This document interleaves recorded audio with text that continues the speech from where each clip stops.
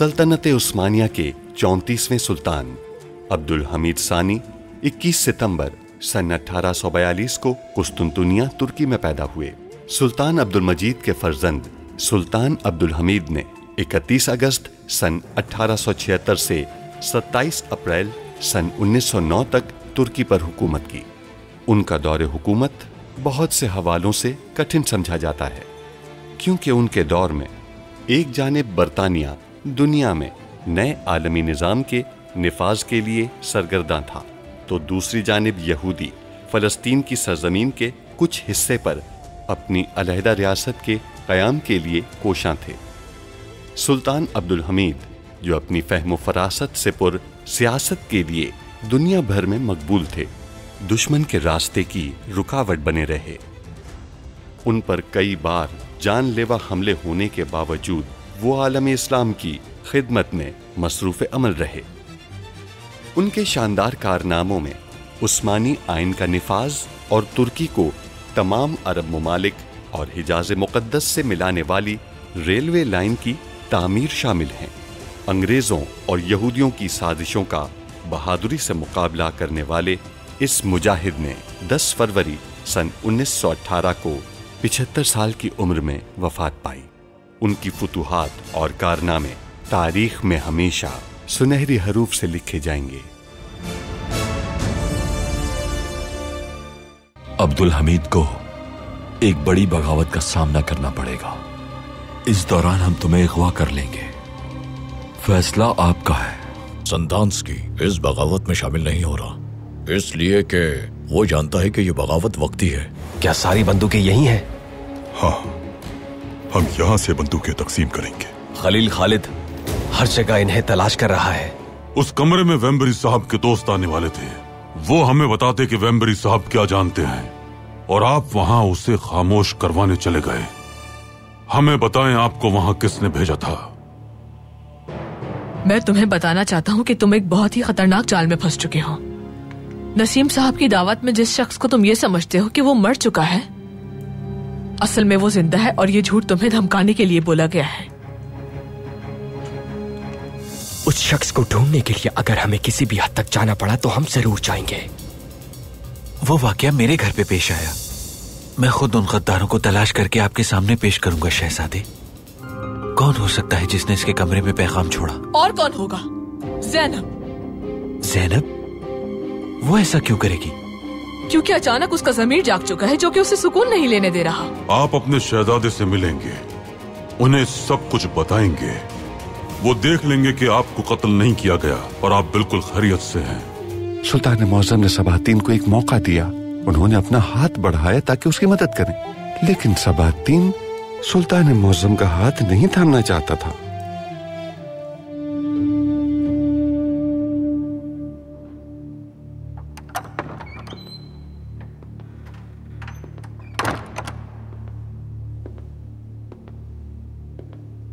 हम जानते हैं कि गलती एक बार होती है, दूसरी बार तो ये हमारा इंतखाब होती है सबातीन।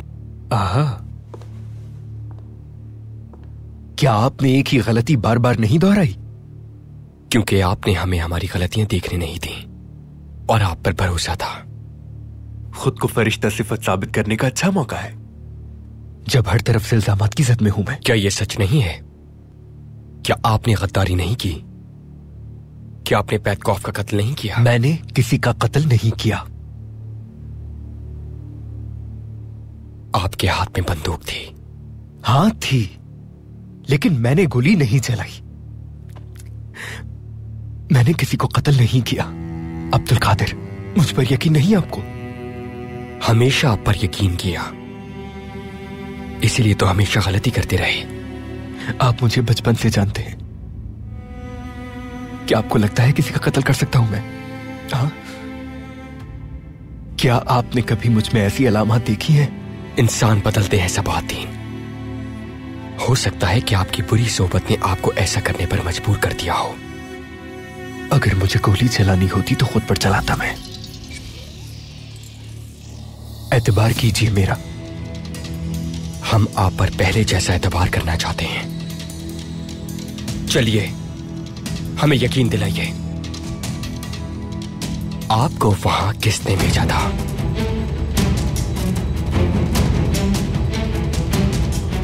आपका जवाब आपको यहां से निकाल देगा।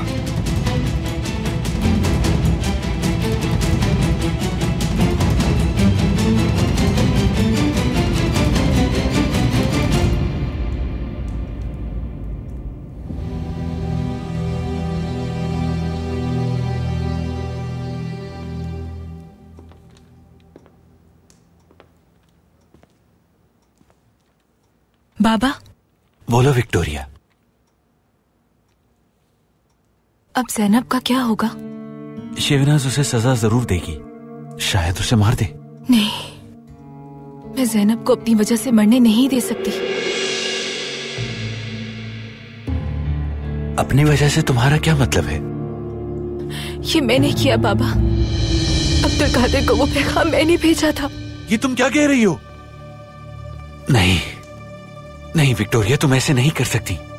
मैंने किया क्योंकि मैं ये नहीं चाहती थी कि अब्दुल कादिर उस जुर्म की नदामत में मुब्तला हो जो उसने नहीं किया है।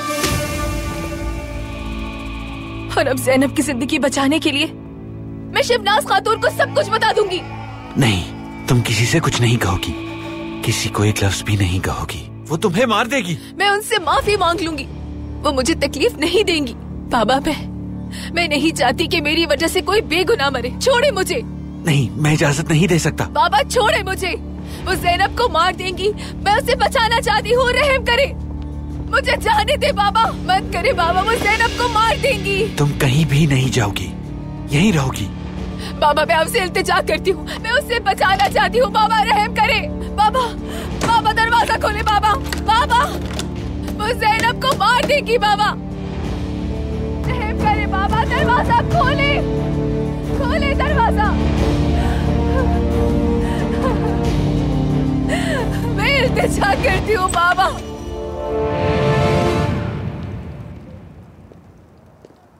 अल्लाह तुम्हारा भला करे ज़ैनब बेटी। आमीन। शुक्रिया। आप परेशान मत हो, आपकी तबीयत जल्द ठीक हो जाएगी इंशाल्लाह। इंशाल्लाह बेटी, बहुत शुक्रिया।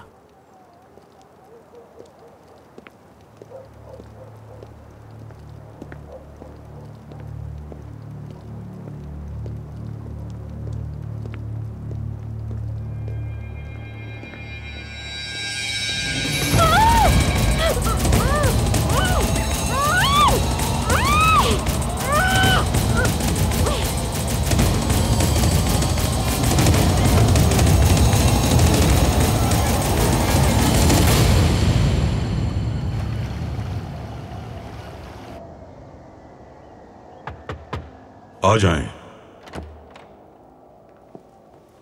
अल्लाह उम्र दराज फरमाए, अल्लाह उम्र दराज फरमाए, अल्लाह उम्र दराज फरमाए। कहिए पाशा। सुल्तान मौसम, मैंने सुना है कि सबातीन आपसे ताउन करने के लिए तैयार नहीं। हद हो गई। जैसी उनकी मर्जी।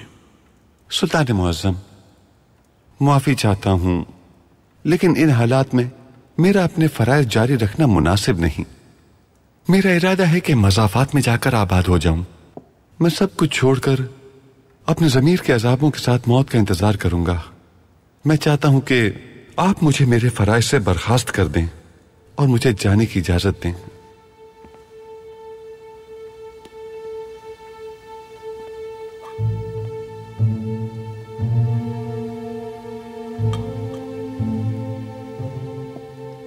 आपने माजी में गलतियां की और हमारे खिलाफ भी खड़े हुए महमूद पाशा, लेकिन हमें नहीं लगता कि आपने उस वक्त खामोशी इख्तियार की जब मजहब और तुर्क कौमियत की तौहीन की गई। मैं कभी खामोश नहीं रहा। मैं हमेशा अपने मजहब और कौमियत का वफादार रहा हूं। यही वजह है कि वक्त आने पर हमने आप पर दोबारा एतमाद किया। अब आप पर और ज्यादा जिम्मेदारी आ गई है। आप औलाद के जरिए आजमाए जा रहे हैं। हमें अब भी आप पर एतमाद है। हम चाहते हैं कि आप हमारे साथ रहें। दुश्मन कितने बुज़दिल हैं ये बात आप अच्छी तरह से जानते हैं। वो बहुत बुज़दिल हैं सुल्तान मुअज्जम। तो अपना काम जारी रखिए महमूद पाशा। अगर सबातीन साहब हमारे साथ ताउन नहीं करते तो वेम्बरी साहब होश में आने पर हमें हर बात से आगाह कर देंगे। कौन हमारे साथ मुखलिस है और कौन हमारा दुश्मन है, वो हर बात बता देंगे। आ जाएं।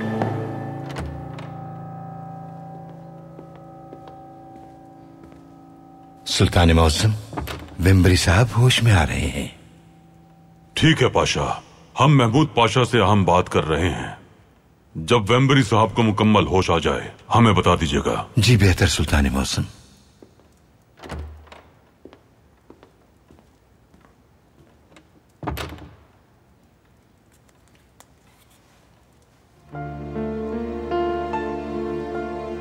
सुल्तान मौसम, अल्लाह उम्र दराज फरमाए, अल्लाह उम्र दराज फरमाए।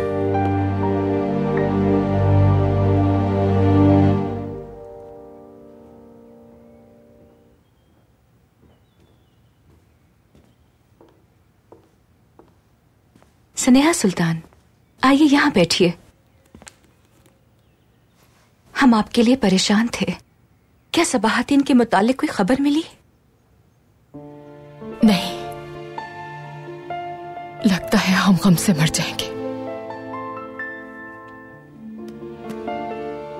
ऐसे मत कहिए। अगर आपको कुछ भी होता है तो सबाहतीन के लिए बर्दाश्त करना मुश्किल हो जाएगा और कुछ ही दिनों में सूरत हाल वाज़ेह हो जाएगी और सबाहतीन भी आजाद हो जाएंगे। हर गुजरते लम्हे के साथ हमारी उम्मीद टूटती जा रही है। हमने कभी खुद को इतना बेबस महसूस नहीं किया। आप भी अपने बच्चों से उतनी ही मोहब्बत करती हैं जितनी हम करते हैं। आपसे बेहतर ये कोई नहीं समझ सकता। इसीलिए हम आपसे कहते हैं कि जाएं, जाकर हमारे भाई से बात करें, उन्हें बताएं कि हमारा बेटा बेकसूर है। हम आपसे इल्तिजा करते हैं। आप जानती हैं कि रियासती मामलात में हम अपने बच्चों के लिए भी उनसे इसरार नहीं कर सकते। इन मामलात में सुल्तान मौसम किसी की बात नहीं सुनते। लेकिन आप सबाहतीन की बेगुनाही पर और सुल्तान मौसम के इंसाफ पर भरोसा रखिए, ठीक है? बिल्कुल। तो बस आप पुरसुकून हो जाइए।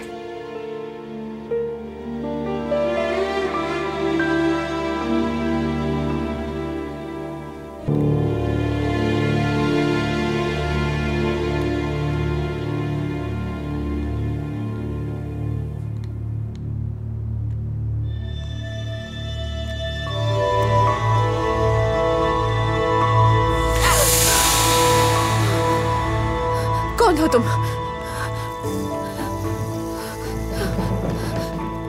दरवाजा खोलो। खुद को थकाने की जरूरत नहीं, तुमसे नहीं खुलेगा। खोलो इसे।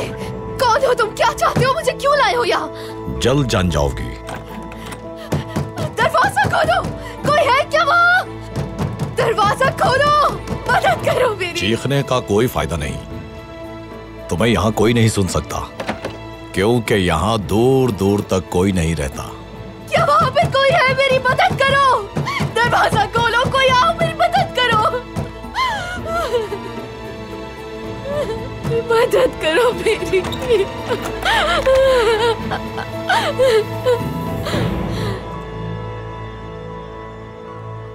तमाम अखबारात में एक ही खबर है, पेतकोफ साहब का कत्ल। और ये खबर हमारी सियासी सूरत हाल पर भी असरअंदाज हो सकती है। आप ठीक कह रहे हैं तौफीक पाशा। बड़ी ताकतें अब यकीनी तौर पर हम पे दबाव डालेंगी।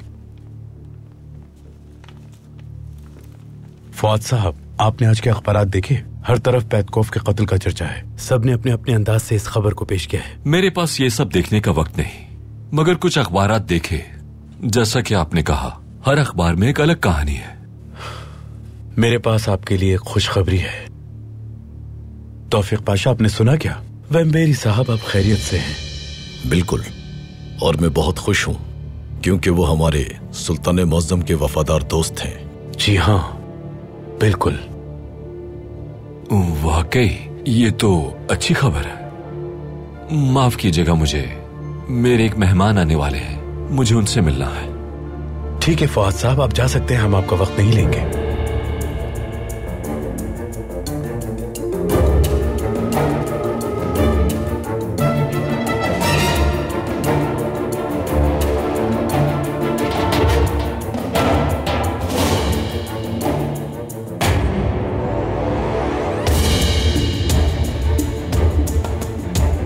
सुल्तान मौज़म, सुल्तान मौज़म, सुल्तान मौज़म, सुल्तान मौज़म कहाँ है?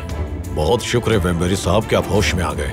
फौरन जाके सुल्तान मुअज्जम को बताओ। बिल्कुल, आप आराम करें, मैं सुल्तान मुअज्जम को खबर भिजवाता हूँ। सुल्तान मुअज्जम को एक बहुत ही आम खबर देनी है मुझे। इत्मीनान रखिए जनाब, पुरसुकून हो जाए। सुल्तान मुअज्जम जल्द आ जाएंगे, खुद को मत थकाइए आप।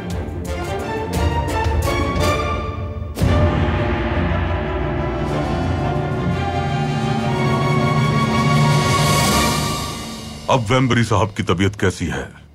आपकी तैयार करदा दवा ने उन पर अच्छे असरात मुरतब किए हैं। क्या वो बात कर सकते हैं? जी हाँ, वो बात कर सकते हैं। वेम्बरी साहब हमें हकीकत बताएंगे पाशा, और गद्दार कौन है मालूम हो जाएगा इंशाअल्लाह।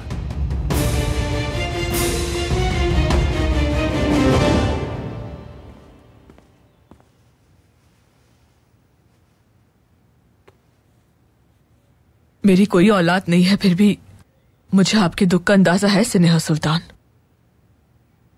आप अंदाजा नहीं कर सकती, ये दर्द कोई नहीं समझ सकता। सबाहतीन के बगैर जब हम सांस लेते हैं तो हमारा दिल उनके गम में जल उठता है। एक माँ की हैसियत से उन्हें यकीनन आप बचाना चाहती होंगी, लेकिन इस तरह बैठकर आपकी तकलीफ में मजीद इजाफा हो रहा है। बिल्कुल यही बात है। हमारा बेकसूर बेटा इस वक्त कैद में है शिवनाज, और हम उनके लिए कुछ भी नहीं कर पा रहे। आप ये कैसे कह सकती हैं कि आपका बेटा बेकसूर है? क्योंकि हम उन्हें जानते हैं। ये दुरुस्त है कि वो बहुत बातें करते हैं, कभी कभी वो बगैर सोचे समझे कह जाते हैं, उनके ख्यालात मुख्तलिफ हैं, लेकिन कातिल नहीं है वो, ऐसा नहीं कर सकते। ये तो ज्यादती है कि आपका बेटा बेकसूर है फिर भी उसे सजा दी जा रही है। अगर मैं आपकी जगह होती तो अपने बेटे को ऐसे लोगों के रहमो करम पर ना छोड़ती। तो फिर आप क्या करती? क्या किया जा सकता है? इगवा कर लेती अपने बेटे को।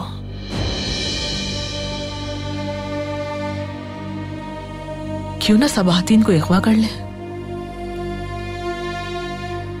देखिए, हमने भी इस बारे में सोचा था, लेकिन ये नामुमकिन है। दरवाजे पर मुहाफिज होते हैं।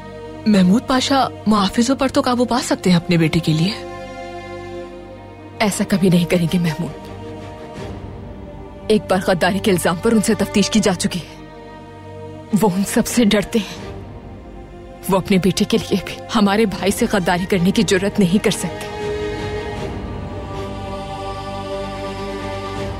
लेकिन हम अपनी औलाद को अकेला कैसे छोड़ सकते हैं? हम क्या करें? हमें कुछ समझ नहीं आ रहा। सबाहतीन कैद खाने में मारे जाएंगे। रोइए मत, मैं मदद करूंगी आपकी। कैसे? कोई रास्ता निकालती हूं, बस आप थोड़ा सब्र करें।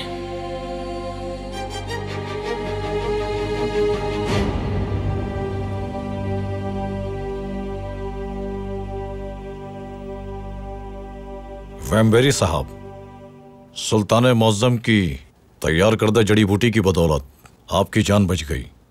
आपका शुक्रिया, शुक्रिया आपका। जहमत मत कीजिए, पुरसुकून रहिए। वेम्बरी साहब, आप हमें कोई बहुत अहम बात बताने आए थे। जी सुल्तान मुअज्जम, आप सुल्तान मुअज्जम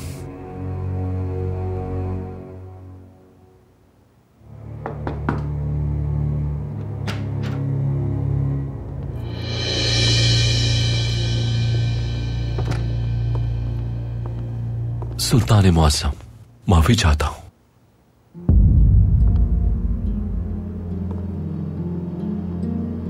वेम्बरी साहब को होश आ गया ये सुनकर बहुत खुशी हुई। रोजा? बाबा, बाबा।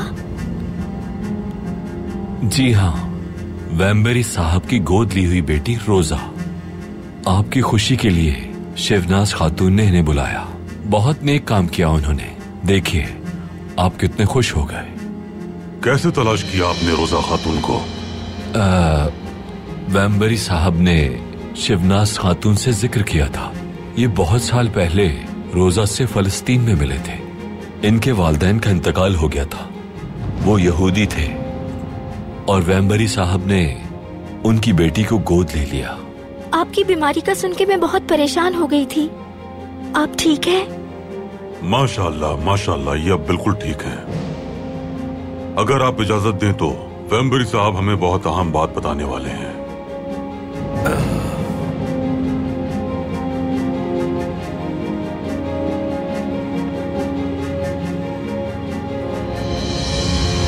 सुल्तान मौज़म।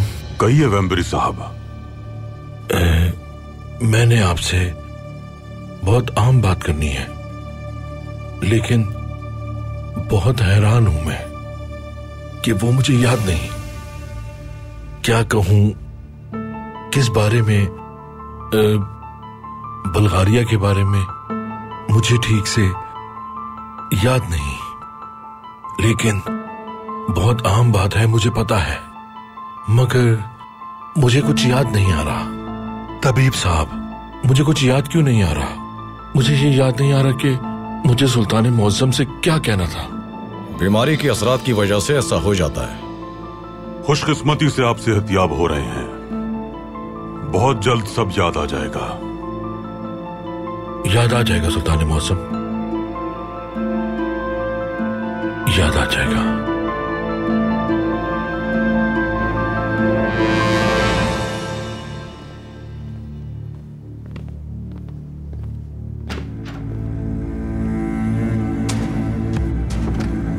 बाबा। मेरी प्यारी बेटी,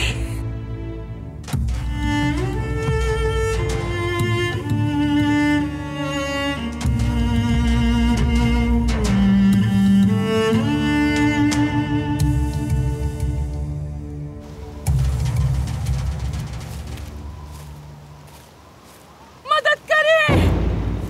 मेरे बच्चों को जाने दें आप। अल्लाह का वास्ता है, बच्चों को जाने दे। चाहे तुम मुझे मार दो, ये मंजूर है। अगर तुम सजदा करके हमारे मजहब को कबूल करती हो तो हम तुम्हें माफ कर देंगे। मैं अपना मजहब नहीं छोड़ूंगी। अगर तुम अपने बच्चों को हमारा मजहब कबूल करने के लिए राजी कर लो तो हम इन्हें छोड़ देंगे। चाहे ये तुमसे कुछ भी कहें, बच्चों अपना मजहब नहीं छोड़ना।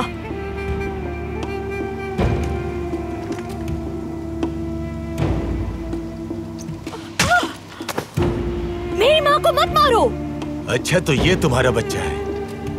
ना मेरा बच्चा और ना ही कोई और बच्चा। इनमें से कोई भी अपना मजहब नहीं छोड़ेगा। मेहरबानी करो, मेरे बच्चों को जाने दो।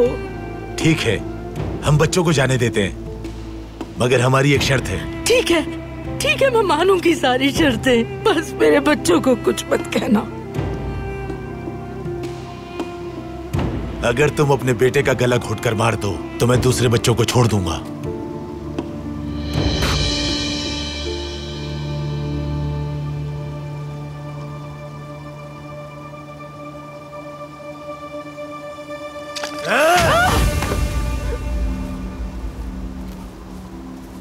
अगर तुमने मेरी बात नहीं मानी तो मैं तुम्हारे जिस्म के टुकड़े टुकड़े कर दूंगा। तुम्हें तड़पा तड़पा के मारूंगा।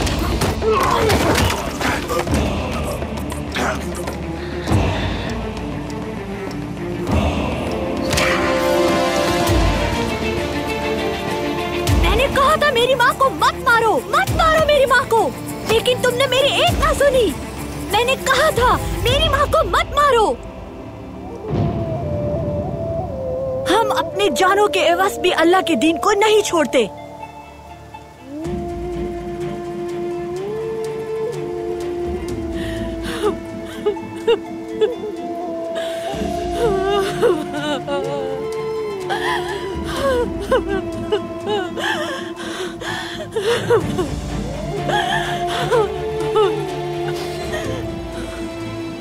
आप ठीक हैं बहन? आप कहाँ रहती हैं? यहाँ से बहुत नजदीक। नादिर साहब, चलिए असलहा तलाश करते हैं ताकि ये मासूम खानदान महफूज रह सके। बहन, ये बंदूकें ले जाएं ताकि गांव तक आपको कोई तंग ना कर सके। अल्लाह आपका भला करे।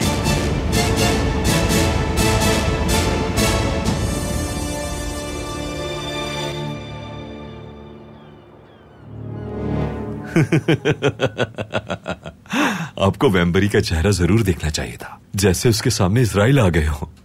हम उसके लिए इजराइल से कम तो नहीं। वेम्बरी जैसे लोगों का अंजाम हम जैसे लोगों के हाथ से ही होता है फौत। उसकी बेटी रोजा को लाना एक बेहतरीन ख्याल था, वरना हम वेम्बरी के गले पर अगर खंजर भी रखते तब भी उसका मुंह बंद नहीं कर सकते थे। वो अब्दुल हमीद को बताने ही वाला था, मगर जब उसने रोजा को देखा तो उसकी आवाज हलक में ही फंस गई। हैरान हो गया वेम्बरी। और स्नेहा सुल्तान भी अपने बेटे को बचाने की पेशकश का सुनकर बहुत खुश हो गई, जबकि वो भी नहीं जानती उसे खाई में धकेलने वाले हम ही हैं। यही तो हमारी काबिलियत है। स्नेहा सुल्तान इस काम के इख्तिताम के बाद हमारी शुक्रगुजार होंगी और अपनी मर्जी से हमारी गुलाम बन जाएंगी। बिल्कुल बिल्कुल बिल्कुल। हर गुजरते दिन के साथ हमारे गुलाम बढ़ रहे हैं। क्या पता एक दिन अब्दुल हमीद भी हमारा गुलाम बन जाए। इतनी तवक्को मत रखो। अब्दुल हमीद को गुलाम बनाने का कोई इरादा नहीं मेरा। वो मर तो सकता है लेकिन गुलाम कभी नहीं बनेगा। ठीक है। ये बताओ, सबातीन को अगवा करने का कोई मंसूबा बनाया? स्नेहा सुल्तान को हम पिस्तौल देंगे और उनसे कहेंगे कि वो पिस्तौल अपने बेटे तक पहुंचा दे। उसके बाद सबाहतीन खुद को गोली मारेगा और जब उसे अस्पताल ले जाया जाएगा तो हम उसे अगवा कर लेंगे। स्नेहा सुल्तान का ये बात मानना मुश्किल है, आखिर उनके बेटे की जिंदगी का सवाल है ये। तो आप उन्हें इस बात का यकीन दिलाएं कि सबाहतीन का हर तरह से ख्याल रखा जाएगा। उनके पास अपने बेटे को बचाने का दूसरा रास्ता नहीं है, वो जरूर मान जाएंगी। और ये कैसे यकीनी बनाएंगे कि उसे अस्पताल ले जाया जाएगा? आप हरम जाएं और महल के माहिर तबीब को बुलाएं। वो तबीब गोली के जख्म के माहिर है। मैंने मिस्र में उन पर एक एहसान किया था।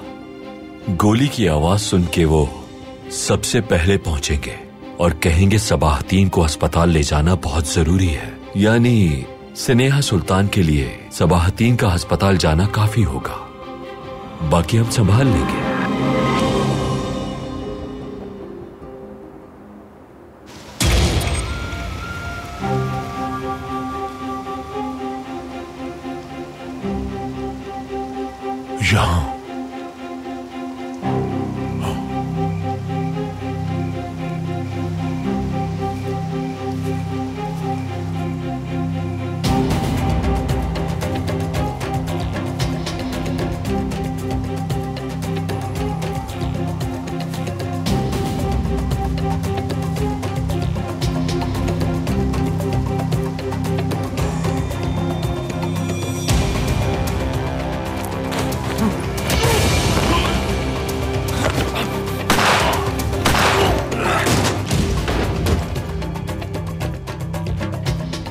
यहां कुछ नहीं है, यहां नहीं है नादिर साहब।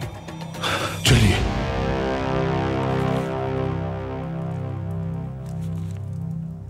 उन्होंने पेतकोफ की मौत की खबर की तस्दीक का भी इंतजार नहीं किया तहसीन पाशा। उनके मफादात इसी सिमत में सुल्तान मौसम। वो शिकार के लिए निकले हैं और हमें अपने एक शिकार की नजर से देखते हैं, लेकिन वो ये नहीं जानते कि खुद शिकार हो जाएंगे पाशा। इंशाअल्लाह। आ जाएं। सुल्तान मौसम, सफीर हजरात आए हैं। आने दीजिए।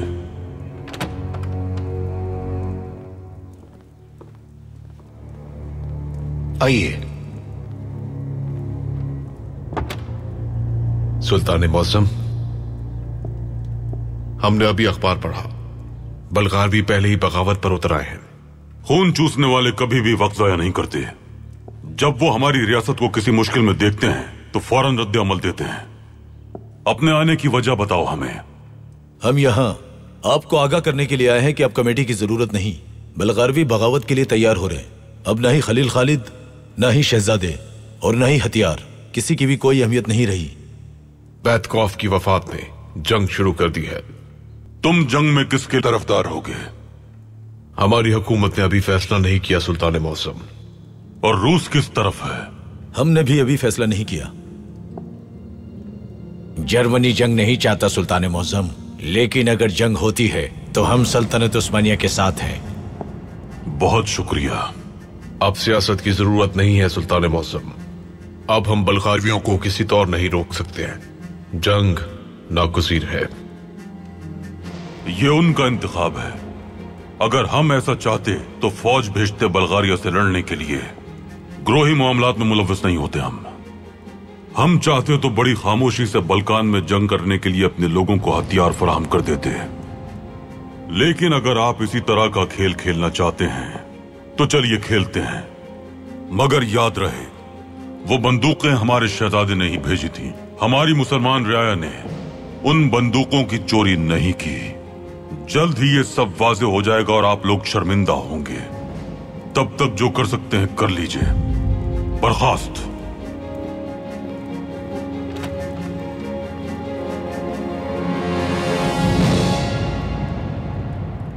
सुल्तान मौसम, हमें इस मुश्किल से छुटकारा मिलने वाला है। इंशाअल्लाह पाशा, इंशाअल्लाह। बल्गारवी गिरोह पैतकॉफ की मौत की वजह से बागी हो जाएंगे और हम भी यही चाहते हैं। हुल पाशा, महमूद पाशा, जोतु पाशा और आप एक वफ्द कायम करें। जैसा आपका हुक्म सुल्तान मौसम। बल्गारिया के गुंडों को हथियारों के साथ रंगे हाथों पकड़ने के लिए हमें कोई गफलत नहीं बरतनी है।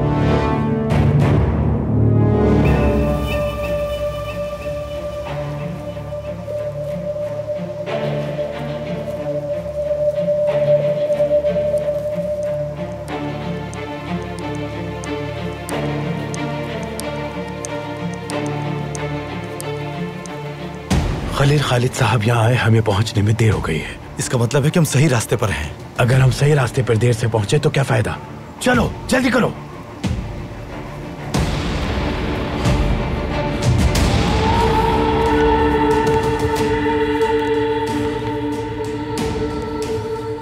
अब कुछ बोले नादिर साहब, हम कहां जाएंगे?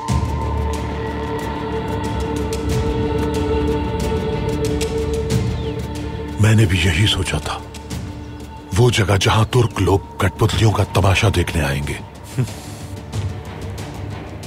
चलिए देखते हैं नादिर साहब, वो कठपुतलियों के खेल में क्या दिखाते हैं।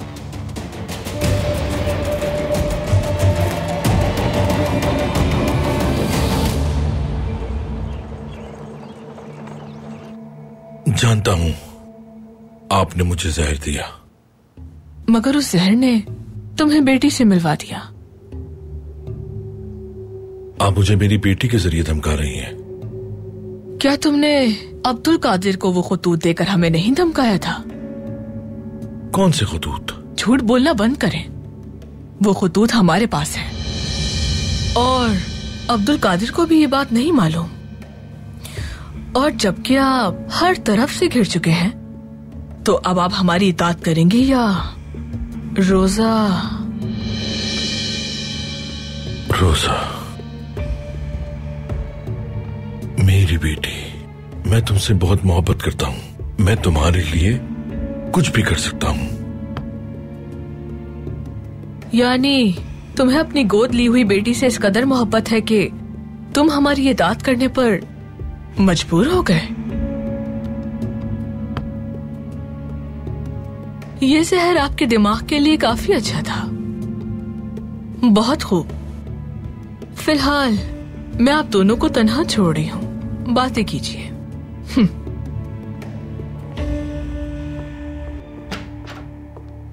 मैं तुम्हें कुछ बताना चाहता हूँ। मैं अपने साथ मौजूद हर चीज से छुटकारा हासिल करना चाहता था। मेरा कोई खानदान नहीं था, मेरे बच्चे नहीं थे। जब मैंने तुम्हें गोद लिया तो मैं इस बात से हमेशा ही डरता था कि कहीं कुछ हो न जाए, लेकिन तुम बहुत मासूम थी। मैं हर चीज के लिए आपकी मकरूज हूँ बाबा। अगर आप ना होते तो मैं पहले ही मर चुकी होती। मेरी बेटी, मेरी कोई कमजोरी नहीं थी, लेकिन अब है।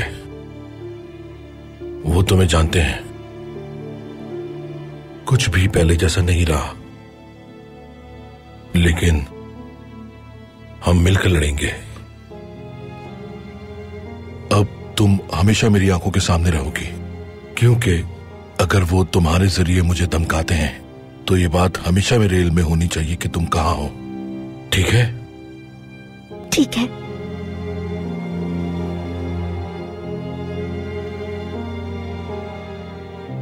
मेरी प्यारी बेटी,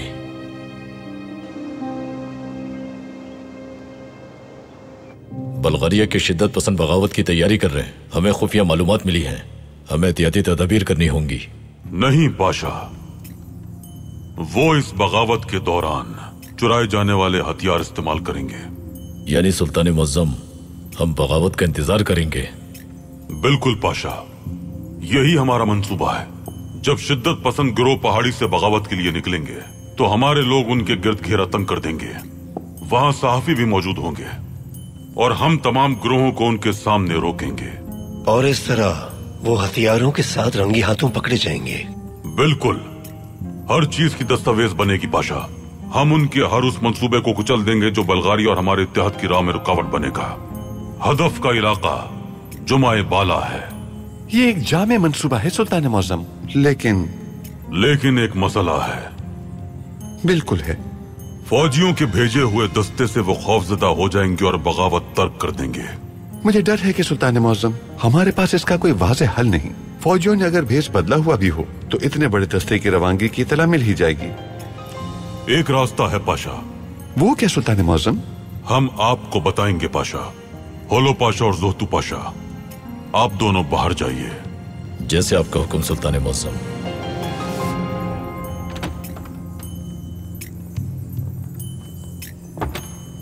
सुल्तान मुअज्जम, आपने इन्हें बाहर क्यों भेज दिया? सिपाहियों के बगैर इस मामले को संभालने का सिर्फ एक ही रास्ता है और वो है रियासत की खुफिया किताब। वो क्या है सुल्तान मुअज्जम? पाशा हजरात, तुर्कों ने अनातोलिया का दरवाजा जब मलाजगिर्द के साथ खोला तो अनातोलिया में तुर्क रियासत को मुनहदिम करने और इसे तबाह करने के मंसूबे बनाए गए थे। पापा लियोन दाहुम और पॉप पियूस पंजुम ने तुर्कों को अनातोलिया से अलहदा करने के ख्वाब देखे और इसके लिए उन्होंने कई मंसूबे बनाए। फ्रांसियो सव्वल, लुइस चहारदहुम, अजीम पेट्रो, कतरीना, जोसेफ दोम और नेपोलियन जैसे सियासतदानों ने और उनके वजीरों ने तुर्क रियासत को खत्म करने के लिए बेशुमार कोशिशें की। फिलोसोफ एरास्मुस ने यह कहकर तुर्क रियासत को तबाह करने की कोशिश की कि ईसाइयों को अपना वजूद बरकरार रखने के लिए हर कीमत पर तुर्कों को खत्म करना होगा।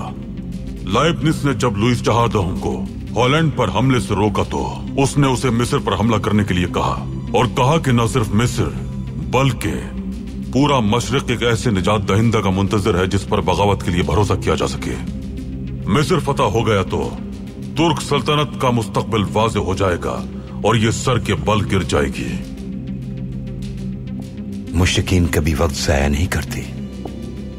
हमारी रियासत ने भी वक्त जाया नहीं किया पाशा। अल्हम्दुलिल्लाह। एक खुफिया दस्तावेजी किताब मुरतब की गई जिसमें तजदीद की जाती रहती है और इसके लिए खुफिया अफसरान को दस्तावेज में लिखने की तरबियत दी गई है।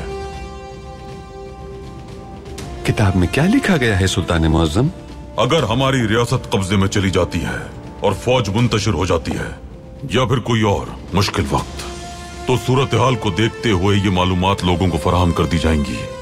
बल्कान में, अनातोलिया में, शाम, मिस्र, इराक, गर्जिस में उस्मानिया रियासत के हर हिस्से में मौजूद ऐसे खानदानों की तफसीलात शामिल हैं जो मुश्किल वक्त में रियासत का दिफा करने से पीछे ना हटे। इनमें वो रूहानी बुजुर्ग भी शामिल हैं जो उन हालात में मिल्लत की रहनुमाई करेंगे। वही हमारे लोगों को बताएंगे कि कौन किस इलाके की हिफाजत पर मामूर है।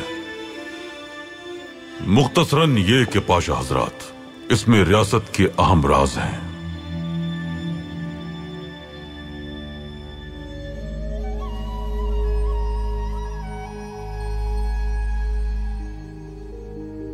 वो खुफिया अफसरान उस किताब में हर नई मालूमात लिखते हैं जो उन्हें खुफिया जराए से हासिल होती हैं। 7 अफसरान जो ना तो कभी शादी करते हैं और ना ही उनका खानदान है। उन 7 को 7 मुख्तलिफ नाम दिए गए हैं। जब उनमें से कोई फौत हो जाता है तो कोई दूसरा उसी नाम से उस शख्स की जगह ले लेता है। उनके नाम ये हैं। एक का नाम है जहरदोज, एक तुरुल, एक का नाम अल्प अरसलान है और एक निजामुल मुल्क, एक का रूमी है, फिर एक का नाम उस्मान है और एक का यूनुस। उन सबको ये नाम सुल्तान महमद फातेह ने दिए थे। उन्होंने कभी दिन की रोशनी नहीं देखी। वो कभी उस कमरे से बाहर नहीं आते जिसे हम खुफिया कैद खाना कहते हैं। ये वो कमरा है जहां इस्तांबुल की फतह से पहले बाज़ंतीनी बादशाह अपने तमाम खुफिया राज महफूज रखता था। फातेह सुल्तान महमद खान ने जब इस्तांबुल फतह किया और वो इस कमरे में दाखिल हुए तो वो पूरी दुनिया के खुफिया राजों से वाकिफ हो गए और फिर उसके बाद उन्होंने अपना खुफिया दफ्तर कायम किया। इस दफ्तर में रियासत के खुफिया तरीन राजों को हिफाजत से रखा जाता है। तो पाशा हजरात, अगर हम फौज नहीं भेज सकते तो हम रियासत की खुफिया किताब में लिखे हुए खानदानों का इस्तेमाल करेंगे। सुल्तान मौसम, मेरे लिए इस रियासत का फर्द होना सआदत की बात है। हमें भी ये सआदत हासिल है पाशा। सुल्तान मौसम, अब मैं समझ गया कि अगर दुश्मन हमारी रियासत को तबाह करने के लिए इतने मंसूबे बनाते हैं तो उनके जवाब में हमने भी एक बड़ा मंसूबा बनाया है। बेशक महमूद पाशा, हम उन खुफिया खानदानों के नाम उस किताब से लेंगे और उन्हें खबर भेजेंगे। वो अचानक उन बागियों के सामने आ जाएंगे। ये सब कुछ वहां मौजूद सहाफी भी देख लेंगे। ऐसा ही होगा सुल्तान मौसम। सुल्तान मौसम, माफी चाहता हूं आपसे, मेरे इल्म में कुछ है जिससे मुतालिक आपसे बात करनी है। हमारा दीवान खत्म होने के बाद पाशा हम आपसे तफसीलन बात करेंगे। फिलहाल हमें जुमा बाला में सहाफियों की आमद और गिरोहों के मुहासरे के बारे में तफसीलन बात करनी है। होलो पाशा और जोतो पाशा को बुलाइए। जी बेहतर सुल्तान मौसम।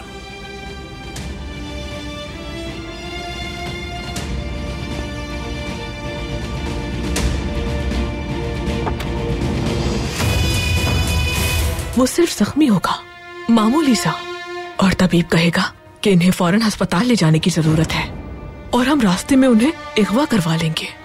ये हमारा मंसूबा था। पेतकोफ जिंदा है पाशा। अब आप ये सबाहतीन को बता सकते हैं कि कम से कम वो पेतकोफ के कातिल नहीं है, लिहाजा परेशान ना हो। सबाहतीन खुद को गोली हमारे हुक्म पर मारेंगे?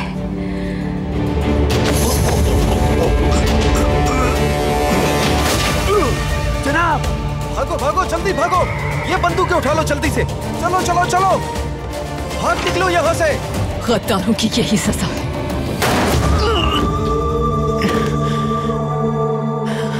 उसने कुछ भी नहीं किया।